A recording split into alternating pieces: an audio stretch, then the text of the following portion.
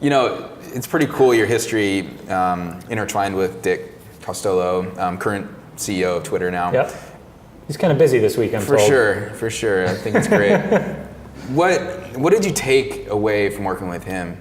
You know, his background in stand-up comedy and all that kind of stuff. Well, that's just it. I know a lot has been made of that since, especially since he became CEO. Yeah. But even his first tweet as a Twitter employee was like, first day as CEO at Twitter, step 1, undermine CEO, step 2, consolidate power. Yeah. You immediately knew that his whole thing is to disarm by way of smart humor. Right. And that is, the essence of what makes you great at improv, I think ends up making you really, really good at entrepreneurship and being a leader. And so what would those be? I think that's really interesting. What would those be in terms of essence of improv? Well, here, watch me tie this all together. Mm-hmm. Remember how I said the answer is always yes to any reasonable request? Yeah. One of those basic tricks they teach you in Improv 101. I've only taken one improv course. I should take a lot more, so much for me practicing what I preach, but I've taken a little, is that one of the transitions for when you get into a bind with somebody else on stage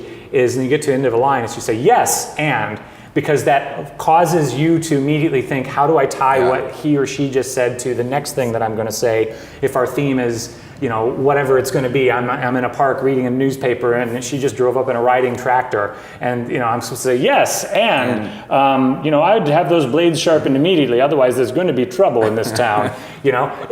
Not so great, but you get the idea that yes and is going to get you further with a skit than anything else. So I think that in general, the flexibility that you're supposed to have on your feet to be able to link thoughts together and get to a point and then move on from that, not just like dealing with hecklers and all of that kind of fun stuff, although that's certainly useful at certain tech conferences, just leads to you being a better communicator and a more interesting communicator. And I think, in looking at the way that Dick has handled being CEO, it almost always comes back to when people remark about it, he's like steady-handed, focused on results, but disarming and funny almost always seem to fall into that. So it's like he's got that level of technical execution that the street wants to see from the CEO of a company about to go IPO.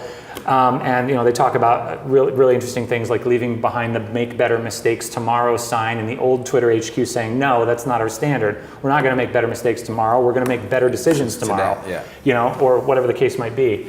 And I think that that essentially shows how well he's doing in terms of being able to balance the professional expectations with the personality he's always brought to his leadership role. Absolutely.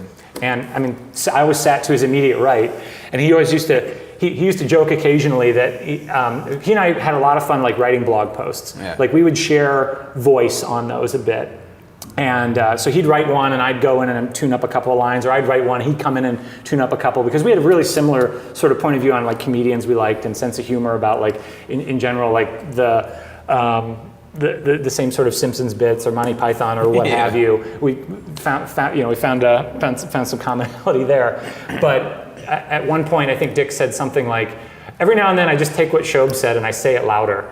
Because every now and then I'd be sitting to his right and say, I'd be like Smithers to his Burns. I'd be like, well, I don't know, sir, that's not such a good idea. And you're like, you know what? I think that's a tremendous idea. And so anyway, or whatever the line might have been. But we had a lot of fun working on those nuts and bolts together, and especially building the voice of that company via the blog at that point. And had there been a Twitter for us to tweet on, then I'm sure it would have showed up there too. But that was a little before all that happened.